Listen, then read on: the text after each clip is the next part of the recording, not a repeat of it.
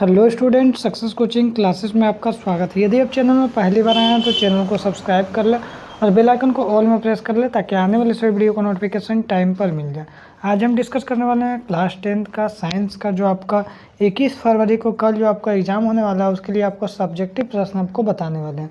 चलिए हम लोग देखते हैं। सबसे पहला यहाँ पर क्वेश्चन है, आघात वर्धनता क्या है, उदाहरण द्वारा समझाएं। तो ऐसा कोई भी धातु जिसको हथौड़े से पीट कर पतली चादर के रूप में बनाया जाता है, इस तरह चादर के रूप में बनाया जाता है, तो इसी गुण को हम लोग क्या बोलते हैं, आघात वर्धनता बोलते हैं। जैसे आपका हो गया सोना चांदी, ठीक है। और तन्यता किसको बोलते हैं, तो धातुओं का वह गुण जिसको पीट पीट कर लंबा तार के रूप में खींचा जाता है उसको हम लोग तन्यता बोलते हैं, ठीक है। आगे देखिए, उभयधर्मी ऑक्साइड क्या है, कि दो उभयधर्मी ऑक्साइड का उदाहरण दीजिए। तो ऐसे धात्विक ऑक्साइड जिसकी प्रकृति अम्ल तथा क्षारीय दोनों प्रकार की होती है उसको हम लोग क्या बोलते हैं, उभयधर्मी ऑक्साइड कहते हैं। जैसे एल्युमिनियम ऑक्साइड Al2O3 और जिंक ऑक्साइड ZnO, ये सब क्या उभयधर्मी ऑक्साइड का उदाहरण है।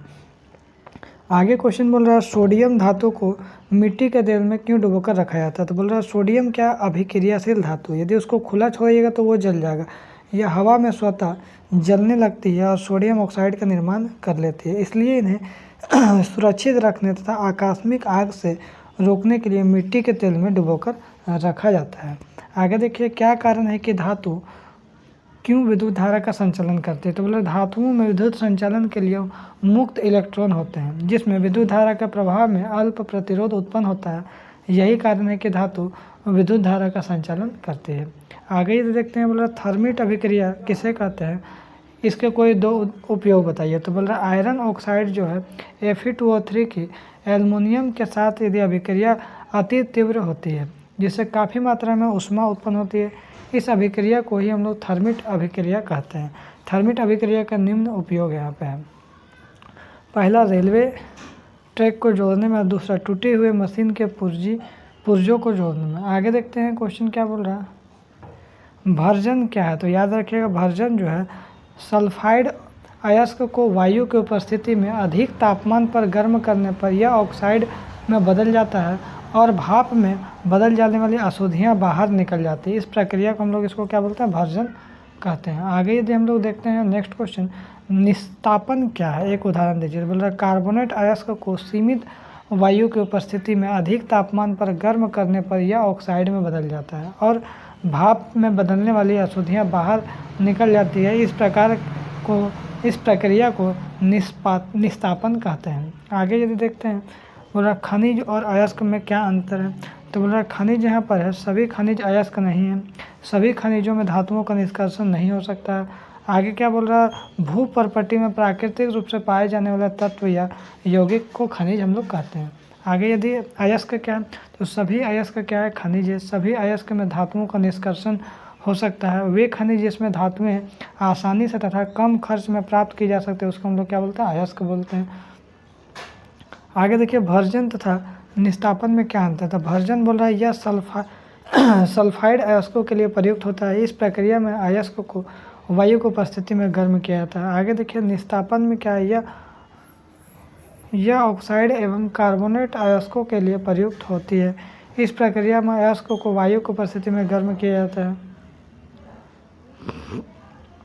संक्षारण को परिभाषित करें, संक्षारण से बचने के दो उपाय बताइए। तो वायु तथा नमी की उपस्थिति में किसी धातु की परत जो बार बन जाती है, बनकर नष्ट होना संक्षारण कहलाता है। बोल रहा है वायु तथा नमी की उपस्थिति में किसी धातु का परत बनकर नष्ट होना संक्षारण कहलाता है। संक्षारण से बचने को उपाय, तो यसद लेपन, जिंक की परत चढ़ाकर, पेंट कर धातुओं के ऊपर पेंट कर या धातु के ऊपर पेंट करके, तीसरा बोला ग्रीस लगाकर, धातु के ऊपर ग्रीस लगाकर।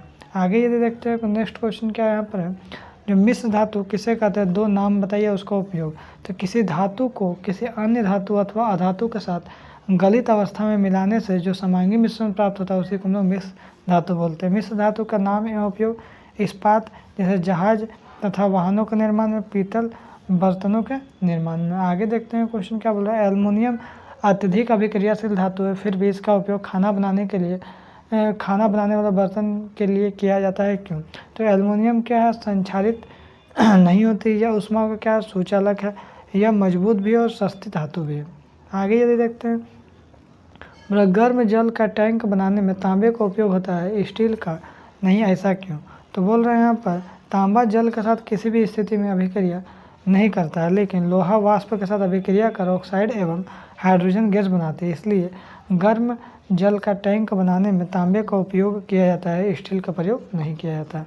आगे यहाँ पर देखते हैं, बोल रहा तांबे के बर्तनों में नींबू या इमली के रस से साफ क्यों किया जाता है? बोल रहा तांबा क्या है, तांबा पर क्षारीय कॉपर कार्बोनेट की लेयर बन जाती है, जिसके कारण उसका रंग क्या होता है, मलिन हो जाता है। और उस तांबे के बर्तन को नींबू या इमली के रस से साफ किया जाता है, ताकि नींबू या इमली में उपस्थित जो अम्लीय पदार्थ होता है वो कॉपर सल्फेट के अभिक्रिया कर उसे बर्तन में उस तांबे के बर्तन को अलग कर देता है, जिससे बर्तन क्या होता है, पूरी तरह से साफ होकर चमकने लगता है और खट्टे पदार्थ क्षारीय कॉपर कार्बोनेट को हटाने में सक्षम होता है, इसलिए खट्टे पदार्थ बर्तन को साफ करने में प्रभावी होता है। आगे बोल रहा सोना चांदी एवं प्लेटिनम का उपयोग आभूषण बनाने के लिए किया जाता है, क्यों? तो बोल रहा प्लेटिनम सोना एवं चांदी बहुत कम अभिक्रियाशील धातु है तथा यह संक्षारित नहीं होते, इसकी चमक भी तेज रहता है, अतः इसका उपयोग आभूषण बनाने के लिए किया जाता है। तो यदि आपको वीडियो अच्छा लगे तो लाइक करिएगा, शेयर करिएगा, अगर चैनल में नए हैं तो चैनल को सब्सक्राइब जरूर करिएगा। फिर मिलते हैं नेक्स्ट वीडियो में। Thank you so much.